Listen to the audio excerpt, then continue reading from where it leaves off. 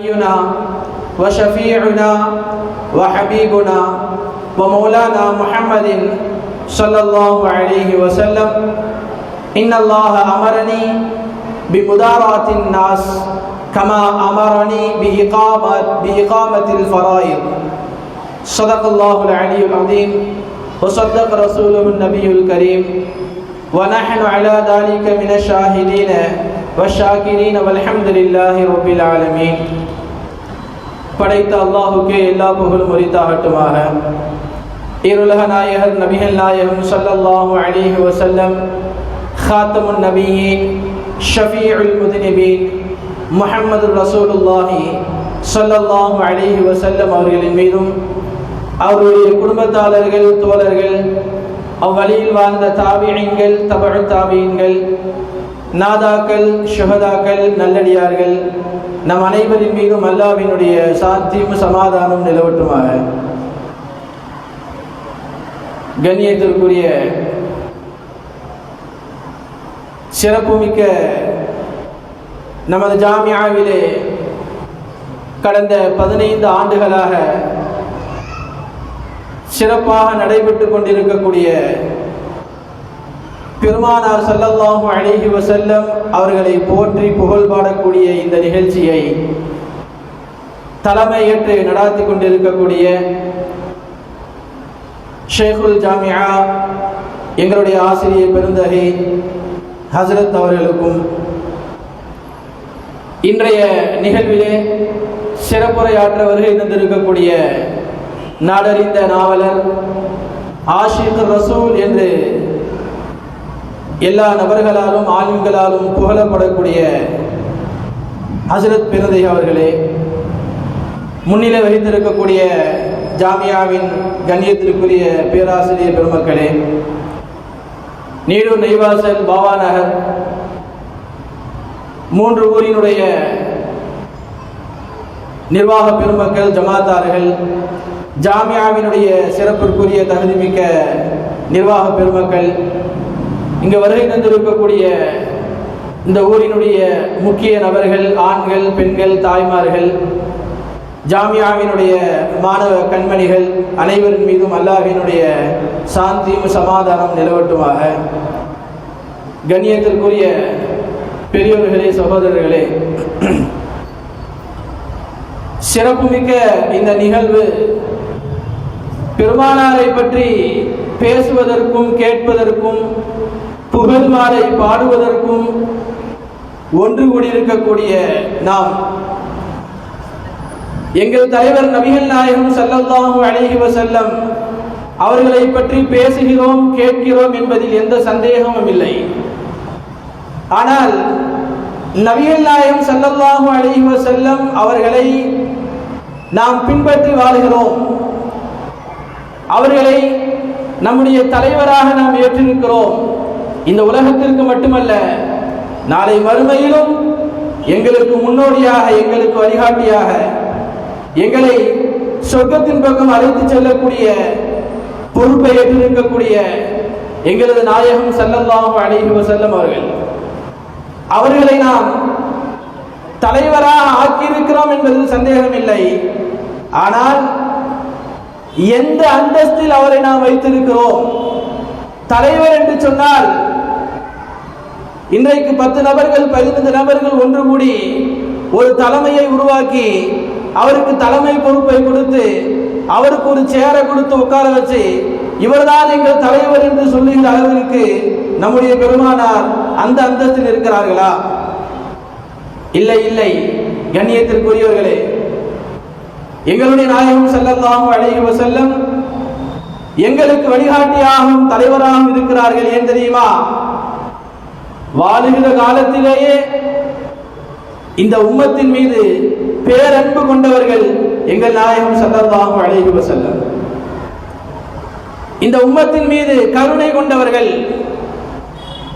இவர்களுக்கு கஷ்டம் ஏற்பட்டுவிடக் கூடாது என்பதை, நுனி அளவிலும் கஷ்டம் ஏற்பட்டுவிடக் கூடாது என்னுடைய உம்மத்திற்கு என்று சதாவும் நம்மை பற்றியே எண்ணிக்கொண்டிருந்தவர்கள் பெருமானார் ஸல்லல்லாஹு அலைஹி வஸல்லம். அதனால தான் இப்படி சொல்வார்கள், நான் ஒவ்வொரு தொழுகையினுடைய நேரத்திலேயும் மிஸ்வாக் செய்ய வேண்டும் என்று என்னுடைய உம்மத்தை நான் ஏவுவேன், ஆனாலும் அது அவர்களுக்கு சிரமமாக ஆகிவிடும் என்ற காரணத்தினால் நான் அதை கட்டளையிடவில்லை, அதை கடமையாக ஆக்கவில்லை என்று பெருமானார் ஸல்லல்லாஹு அலைஹி வஸல்லம் சொன்னது என்னுடைய உம்மத்திற்கு கஷ்டமாக ஆகிவிடக்கூடாது, சிரமமாக ஆகிவிடக்கூடாது என்பதற்கு தான். வாழும் காலத்தில் மட்டுமா? இல்லை இல்லை, இந்த உலகத்தை விட்டு பிரியக்கூடிய நேரத்திலேயும் உயிர் பிரியக்கூடிய நேரத்திலேயும் யா உம்மத்தி என்று நம்மை பற்றி நினைத்தவர்கள் நாயகம் ஸல்லல்லாஹு அலைஹி வஸல்லம். கண்ணியத்திற்குரியவர்களே, அதோடு முடியவில்லையே, மரணத்திற்கு பின்பும் இந்த இறுதி நாள் வரை இந்த உலகத்தில் வரக்கூடிய எண்ணத்து உம்மத்துமார்களுக்கு கடைசி மனிதர் வரைக்கும் என்னுடைய உம்மத்தில் இருக்கக்கூடிய எந்த மனிதருக்கும் எந்த சிரமமும் கடும் சிரமம் ஏற்பட்டுவிடக் கூடாது என்று எண்ணிக்கொண்டிருந்தவர்கள் நாயகம் ஸல்லல்லாஹு அலைஹி வஸல்லம் நாளை மறுமையிலும் என்னுடைய உம்மத்திற்கு கடும் தொல்லைகள் கஷ்டங்கள் நிகழ்ந்துவிடக் கூடாது, அவர்களில் கடைசி நபர் சொர்க்கத்திற்கு செல்லுகிறவரை நான் சொர்க்கத்தினுடைய வாசலிலே கால் வைக்க மாட்டேன், நான் நுழைய மாட்டேன் என்று சொன்னவர்கள் எம்பெருமானார் ஸல்லல்லாஹு அலைஹி வஸல்லம். கண்ணியத்திற்குரியவர்களே, வாழுகிற காலத்திலேயும் வாழ்க்கை முடிகிற நேரத்திலேயும் மறுமையிலும் சரி, யா உம்மத்தி, என்னுடைய சமுதாயமே, என்னுடைய உம்மத்தை என்று சொன்னவர்கள் பெருமானார் ஸல்லல்லாஹு அலைஹி வஸல்லம். கண்ணியத்திற்குரியவர்களே, நேற்றைய தினம் பேசிய பேச்சாளர் கூட நமக்கு ஞாபகம் ஊட்டி காட்டினார்கள் அல்லவா. ஆயிஷா ரலியல்லாஹு துஆ செய்ய சொன்ன பொழுது பெருமானார் ஆயிஷா ரலியல்லாஹுக்கு துஆ செய்தார்கள். ஆயிஷா ரலியல்லாஹு மீண்டும் கேட்டார்கள், இது எனக்கு மட்டுமான துஆவா என்று கேட்ட பொழுது பெருமானார் ஸல்லல்லாஹு அலைஹி வஸல்லம் சொன்ன வார்த்தை, வல்லாஹி இன்னஹா லதுஆஇ லி உம்மதி ஃபீ குல்லி ஸலாஹ், ஒவ்வொரு தொழுகை நேரத்திலேயும் என்னுடைய உம்மத்தினருக்கு நான் இந்த துஆவை கேட்டுக்கொண்டிருக்கிறேன் என்பதாக பெருமானார் ஸல்லல்லாஹு அலைஹி வஸல்லம் சொன்ன அந்த வார்த்தை. பொது நலனை மட்டுமே நாடி இருக்கக்கூடிய தலைவர் அல்ல என்கிற நாயகம் ஸல்லல்லாஹு அலைஹி வஸல்லம். சுயநலத்தை மட்டுமே நாடி இருக்கக்கூடிய தலைவர் அல்ல எங்களுடைய பெருமானார் ஸல்லல்லாஹு அலைஹி வஸல்லம். எந்நேரமும் என்னுடைய உம்மத்தை நினைத்து, தன்னுடைய உம்மத்தை நினைத்து பொது நலனோடு யா உம்மத்தி என்று வாழ்ந்தவர்கள் தகுதிமிக்க, சிறப்புமிக்க, தலைமைக்கு தகுதியானவர், தலைவருக்கு தகுதியானவர் என்ற இடத்தில் இருக்கக்கூடியவர்கள் எம்பெருமானார் ஸல்லல்லாஹு அலைஹி வஸல்லம். கண்ணியத்திற்குரியவர்களே, இன்றைக்கு சில கூட்டங்களை நடத்திவிட்டு சில நபர்களை கையில வைத்துக் கொண்டு தலைவர் என்று சொல்லிக் கொண்டிருக்கக்கூடிய யாராக வேண்டுமானாலும் இருக்கலாம், கட்சி தலைவர்களாக, தன்னுடைய சுய லாபத்திற்காக கூட்டங்களை கூட்டக்கூடிய எத்தனை நபர்களாக வேண்டுமானால் இருக்கலாம், சுயநலத்திற்காக பொது நலனில் ஈடுபடுவார்கள் இல்லையா? சில பேர் சொல்லுவாங்க பொது நலனில் கொஞ்சம் சுயநலம் இருக்கிறது என்று. சில நபர்கள் சொல்வார்கள் சுயநலத்துக்கு தாங்க நாங்கள் பொது நலனில் ஈடுபடுறோம், எங்களுடைய சுயநலனுக்காக வேண்டித்தான் நாங்கள் பொது நலனே ஈடுபடுகிறோம் என்று சொல்வார்கள். கண்ணியத்திற்குரியவர்களே, எங்கு கூட்டம் கலைந்து விட்டால் என்னுடைய சேர் நகர்ந்து விடுமோ என்று நினைக்கக்கூடியவர்கள் இன்றைய தலைவர்கள். எங்க கூட்டம் காலியாயிட்டா என்னுடைய சேர் காலியாகிவிடுமோ, நானும் தரையில் அமர வேண்டி இருக்குமோ என்று நினைப்பவர்கள் இன்றைய தலைவர்கள். கண்ணியத்திற்குரியவர்களே, எம்பெருமானார் ஸல்லல்லாஹு அலைஹி வஸல்லம் அவர்கள் இந்த உம்மத்தை நினைத்தே நினைத்தே நினைத்தே அதற்காக வேண்டிய தன்னுடைய ஆயுள் முழுவதும் இந்த உம்மத்திற்காக வேண்டிய சதாவும் அவர்கள் நினைத்து வருத்தப்பட்டார்கள். கண்ணியத்திற்குரியவர்களே, இரண்டு விஷயத்தை எம்பெருமானார் ஸல்லல்லாஹு அலைஹி வஸல்லம் இந்த உம்மத்திற்கு முன்னோட்டமாக வைத்தார்கள். முதலாவது, நபிகள் நாயகம் ஸல்லல்லாஹு அலைஹி வஸல்லம் தன்னுடைய முஹப்பத், தன்னுடைய பிரியம் அனைத்தையும் இந்த உம்மத்திற்காக வேண்டி கொடுத்தார்கள்.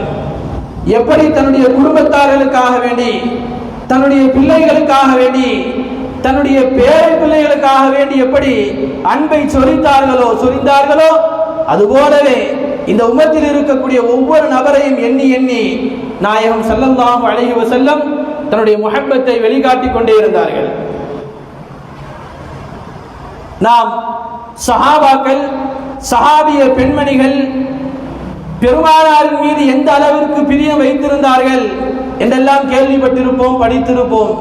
கண்ணியத்திற்குரியவர்களே, சஹாபாக்களும் சஹாபிய பெண்மணிகளும், குறிப்பாக பெருமானாரோடு நெருங்கி பழகிய சஹாபாக்கள் பெருமானாரின் மீது இந்த அளவிற்கு முஹப்பத் அதிகமாக வைக்க காரணம் என்ன? அவர் ஒரு தூதர் என்பதனாலா? அவர் ஒரு இறை தூதர் என்பதனாலா? அல்லது எங்களுக்கு தலைவர் என்பதனாலா? இல்லை இல்லை, தூரத்தில் இருந்து கொண்டு, எட்ட இருந்து கொண்டு கட் அவுட் வைக்கக்கூடிய நபர்கள் வேண்டுமானால் என்னுடைய தலைவர் என்பதற்காக வேண்டி அவர் மீது பிரியப்படலாம். ஆனால் கூட நெருங்கி பழகக்கூடிய, சதா நேரமும் பெருமானாரோடு இருக்கக்கூடிய சஹாபாக்கள் பெருமானாரின் மீது முழு முஹப்பத் வைப்பதற்கு காரணம் என்ன தெரியுமா? நாயகம் ஸல்லல்லாஹு அலைஹி வஸல்லம் அவர்கள் மீது அவ்வளவு முஹப்பத் வைத்திருந்தார்கள். ஏன்னா, தூரமாக இருப்ப நபர் மீது நாம் முஹப்பத் வைப்பது வேறு. நெருங்கி பழகக்கூடிய, எந்நேரமும் அவரோடு உரையாடக்கூடிய, அவரோடு நெருங்கி பழகக்கூடிய ஒரு நபர் அவர் மீது அன்பு வைப்பது என்பது அது பொய்யான அன்பாக கட்டாயம் இருக்காது. என நெருங்கி பழகும் போதுதான் அவருடைய உண்மை முகம் தெரிய வரும். தூரத்திலிருந்து பார்க்கும்போது தெரியாது. அவரோடு உரையாடுகின்ற பொழுது, அவரோடு பிரயாணத்தில் ஈடுபடுகின்ற பொழுது, அவரோடு கொடுக்கல் வாங்கல் வைக்கின்ற பொழுது, அவரோடு அவர் குடும்பத்தில் ஒன்று சேருகின்ற பொழுதுதான் அவருடைய உண்மை முகம் என்னவென்று தெரியும், அவருடைய உண்மையான தன்மைகள் என்னவென்று தெரியும். நாயகம் ஸல்லல்லாஹு அலைஹி வஸல்லம் அவர்களோடு நெருங்கிய பழகிய சஹாபாக்கள், குறிப்பாக அபூபக்கர் சித்தீக் ரலியல்லாஹ், உமர் ரலியல்லாஹ் போன்ற பெரும் பெரும் சஹாபாக்கள், பெருமானாரை எப்போதும் சுற்றி சுற்றி வந்த சஹாபாக்கள் பெருமானாரின் மீது பேரன்பு கொண்டதற்கு காரணம் என்ன தெரியுமா? நாயகமும் அவர்கள் மீது அந்த அளவுக்கு பிரியம் வைத்திருந்தார்கள். ஆயிஷா ரலியல்லாஹ் சொல்வார்கள், அபூபக்கர் சித்தீக் ரலியல்லாஹ் எங்களுடைய தந்தை அபூபக்கர் சித்தீக் ரலியல்லாஹ் பெரும் பொருளாதாரத்தை செலவு செய்ததாலோ, உடலாலும் உயிராலும் தியாகம் செய்ததனால் அவர்கள் அந்த அந்தஸ்தை அடையவில்லை. பெருமானாரின் மீது அவர்கள் வைத்திருந்த அந்த முழு முஹப்பத்தின் காரணமாக அபூபக்கர் சித்தீக் ரலியல்லாஹ் அந்த மேல்மட்ட அந்தஸ்தை அடைந்தார்கள். அந்த பிரியம் எப்படி கிடைத்தது? எதனால் உண்டானது? நாயகம் ஸல்லல்லாஹு அலைஹி வஸல்லம் அவர்கள் மீது வைத்த பிரியத்தின் வெளிப்பாடு. சஹாபாக்கள் பெருமானாரின் மீது தன்னை விட, தன்னுடைய உயிரை விட, தன்னுடைய குடும்பத்தை விட, தன்னுடைய சொந்தங்களை விட, பிள்ளைகளை விட பெருமானாரின் மீது பேரன்பு கொண்டவர்களாக ஆனார்கள். பெருமானார் அவர்கள் மீது வைத்த அன்பின் வெளிப்பாடு. நம்ம எப்பவுமே ஒரே பார்வையில் பார்த்துருவோம். சஹாபாக்கள் எந்த அளவுக்கு பெருமானார் மீது பிரியம் வைத்தார்கள், அந்த பிரியத்திற்கான காரணம் பெருமானார் அவர்கள் மீது கொண்ட பாசமும் நேசமும் தான். யாரென்றே தெரியாத, கண்ணால் காணாத பெருமானாருடைய வாழ்க்கைக்கு பிறகு, பல ஆயிரம் வருடங்களுக்கு பிறகு வரக்கூடிய தன்னுடைய உம்மத்தின் மீதே பேரன்பு கொண்ட பெருமானார் ஸல்லல்லாஹு அலைஹி வஸல்லம் அவர்களோடு வாழ்ந்து உரையாடி பழகி அவர்களுக்காக வேண்டி உயிரையும் கொடுக்க தயாராகிய சஹாபாக்கள் மீது எந்த அளவுக்கு பேரன்பு கொண்டிருப்பார்கள். கண்ணியத்திற்குரிய தாய்மார்களே, சகோதரர்களே, ஃபாத்திமா ரலியல்லாஹ் நாயகம் ஸல்லல்லாஹு அலைஹி வஸல்லம் அவர்களுக்கு வஃபாத்திற்கு பிறகு 6 மாதங்களில் வஃபாத் ஆனார்கள். நமக்கெல்லாம் தெரியும். ஸல்லல்லாஹு அலைஹி வஸல்லம் வஃபாத் ஆனதற்கு பிறகு 6 மாதங்களில் பெருமானாருடைய ஈரக்குலை துண்டாகிய ஃபாத்திமா ரலியல்லாஹ் வஃபாத் ஆகிவிட்டார்கள். பெருமானாரின் மீது அவர்கள் வைத்திருந்த பிரியம், பெருமானார் அவர்கள் மீது வைத்திருந்த பிரியம், ஒரு தாய், ஒரு தந்தை, ஒரு மகளார் என்றும் நீங்கள் பார்க்கலாம். ஆனால் உண்மையில் பெருமானார் ஒரு தூதர் அல்லவா? அவர்கள் மீது அவர்கள் கொண்ட நேசம். ஒரு தந்தை வஃபாத்தாகி 6 மாத காலத்தில் ஃபாத்திமா ரலியல்லாஹ் இந்த உலகத்தை விட்டு பிரிந்தார்கள். இது ஒரு புறம். கண்ணியத்திற்குரியவர்களே, நபிகள் நாயகம் ஸல்லல்லாஹு அலைஹி வஸல்லம் அவர்கள் மதீனாவிலே மஸ்ஜிது நபவியிலே மிம்பரின் மீது ஏறி குத்துபா செய்யக்கூடிய நாயகம் ஸல்லல்லாஹு அலைஹி வஸல்லம் அவர்களுக்காக வேண்டி புதிதாக ஒரு மிம்பர் தயாரித்து கொடுக்கப்பட்ட பொழுது ஏற்கனவே இருந்த அந்த மிம்பர் படியை ஓரமாக ஒதுக்கி வைத்தார்கள். பெருமானார் ஸல்லல்லாஹு அலைஹி வஸல்லம் பிரிவின் காரணமாக அந்த கட்டை அழுதது என்று நாம் கேள்விப்பட்டிருக்கிறோம் அல்லவா? அந்த கட்டைக்கு என்ன தெரியும்? பெருமானார் மீது அது கொண்ட நேசம், பெருமானார் அதை ஆற தழுவிய ஒரு விஷயம், அதற்கான முஹப்பத் உண்டானது. இதெல்லாம் நம்ம கேள்விப்பட்ட செய்தி, நமக்கு தெரிந்த செய்தி. ஸல்லல்லாஹு அலைஹி வஸல்லம் அவர்களுக்கு கசுவா என்று ஒரு ஒட்டகம் இருந்தது, நாம் எல்லாம் கேள்விப்பட்டிருப்போம். ஸல்லல்லாஹு அலைஹி வஸல்லமுடைய ஹிஜ்ரத்தினுடைய தொடக்கத்தில் இருந்து ஸல்லல்லாஹு அலைஹி வஸல்லமுடைய ஹுதைபியாவினுடைய பயணத்தில் இருந்து பெருமானாரினுடைய ஃபதஹே மக்காவினுடைய பயணத்தை உட்பட எல்லா பயண நேரங்களிலும் நபிகள் நாயகம் ஸல்லல்லாஹு அலைஹி வஸல்லம் பயணித்த ஒட்டகம் கசுவாங்கிற ஒட்டகம். இன்னைக்கு நம்ம எல்லாம் கேள்விப்பட்டிருப்போம், சில பேர் தங்களுடைய வாகனங்களுக்கு கசுவா என்று பெயர் வைத்திருப்பார்கள். ஸல்லல்லாஹு அலைஹி வஸல்லமுடைய வாகனத்தினுடைய பெயர் கசுவா. பெருமானாருடைய மறைவிற்கு பிறகு கசுவா என்ன ஆனது? நாயகம் ஸல்லல்லாஹு அலைஹி வஸல்லம் இந்த உலகத்தை விட்டு பிரிந்த பிறகு அவர்கள் பயணித்த அந்த கசுவா என்ன ஆனது? வரலாற்று ஆசிரியர்கள் சொல்வார்கள், ஸல்லல்லாஹு அலைஹி வஸல்லம் வஃபாத் ஆகி ஒரே மாசத்துல ஒட்டகம் வஃபாத் ஆயிடுச்சு. பெருமானார் இந்த உலகத்தை விட்டு மறைந்த காலம் ஒரு மாத காலம்தான். உண்ணாமல் குடிக்காமல் அந்த கசுவா ஒட்டகம் மெலிந்து போனது. பெருமானாரை நினைத்து நினைத்து கரைந்து கரைந்து அழுது அழுது அதனுடைய கண்ணீர்கள் மங்கி போன, அதனுடைய கண்கள் மங்கி போனது, கண்கள் தெரியாமல் போனது. சஹாபாக்கள் அந்த கண்ணுடைய நிலையை பார்த்து அதை பார்க்க முடியாமல் அதனுடைய கண்ணில ஒரு துணியை கட்டி வைத்தார்கள். அப்பவாவது அது உன்று பருகி உடலை தேர்த்தி கொள்ளும் என்று. ஸல்லல்லாஹு அலைஹி வஸல்லமுடைய பிரிவால் அந்த ஒட்டகம் சாப்பிடாமல் பருகாமல் உண்ணாமல் ஒரு மாத காலத்தில் இந்த உலகத்தை விட்டு பிரிந்தது என்று வரலாற்று ஆசிரியர்கள் சொல்லிக் கொடுப்பார்கள். ஸல்லல்லாஹு அலைஹி வஸல்லமுடைய மகளார் ஃபாத்திமா ரலியல்லாஹு 6 மாசத்துல வஃபாத் ஆனாங்க. அதுவே நம்மால் தாங்க முடியல. ஒரு தந்தைக்கும் ஒரு மகளுக்கும் உள்ள பிரியம் பரவாயில்லை, அவர்களுக்கு ஏற்பட்ட அந்த கவலை, அந்த முஹப்பத், அது அவர்களை வாட்டியது, அவர்கள் பிரிந்தார்கள் என்று சொல்லலாம். எதுவுமே அறியாத ஒட்டகம், பேச தெரியுமா, அதற்கு விளக்க தெரியுமா? ஆனால் பெருமானார் ஸல்லல்லாஹு அலைஹி வஸல்லம் அதற்கு காட்டிய முஹப்பத் ஒரு மாத காலத்தில் பெருமானாரை விட்டு பிரிய முடியாமல் அது இந்த உலகத்தை விட்டு மறைந்து போனதல்லவா? கண்ணியத்திற்குரியவர்களே, எங்கள் நாயகம் ஸல்லல்லாஹு அலைஹி வஸல்லம் நாங்கள் தலைவராக எடுப்பதற்கு மிக தகுதியானவர் ஏன் தெரியுமா? எங்கள் மீது அவர் இந்த உலகத்தை விட்டு பிரியும் காலமெல்லாம், பிரிந்த பிறகும் நாளை மறுமையிலும் எங்களை நினைத்து கொண்டே இருக்கக்கூடிய எங்களுடைய தலைவர், நாங்கள் அவரை தலைவராக, முன்னோடியாக, முத்தபியாக எடுப்பதற்கு நாங்கள் மிக தகுதியானவர், அவர்கள் அதற்கு மிக தகுதியானவர்கள் என்பதை நாம் ஞாபகப்படுத்துகிறோம். கண்ணியத்திற்குரியவர்களே, இரண்டாவது நாயகம் ஸல்லல்லாஹு அலைஹி வஸல்லம் இந்த உம்மத்திற்கு காட்டிய மிகப்பெரிய இரண்டாவது விஷயம் அஹ்லாக். பெருமானார் ஸல்லல்லாஹு அலைஹி வஸல்லம் முஹப்பத்தை கொண்டு இந்த உம்மத்தில் உள்ள ஒவ்வொரு மனிதரையும் நெருங்கினார்கள்.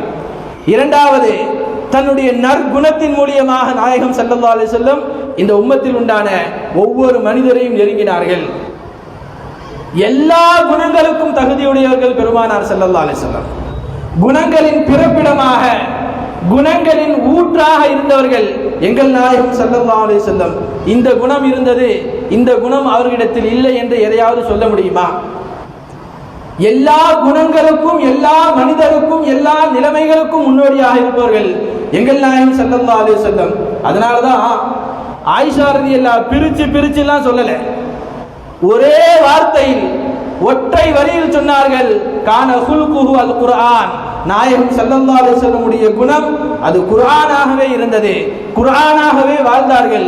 எல்லா குணங்களிலும் முன்னோடியாக எம்பெருமானார் ஸல்லல்லாஹு அலைஹி வஸல்லம் இருந்தார்கள். அதிலும் ஆகச் சிறந்தது எது தெரியுமா? பெருமானார் இடத்தில் ஹைலைட்டான ஒரு குணம்,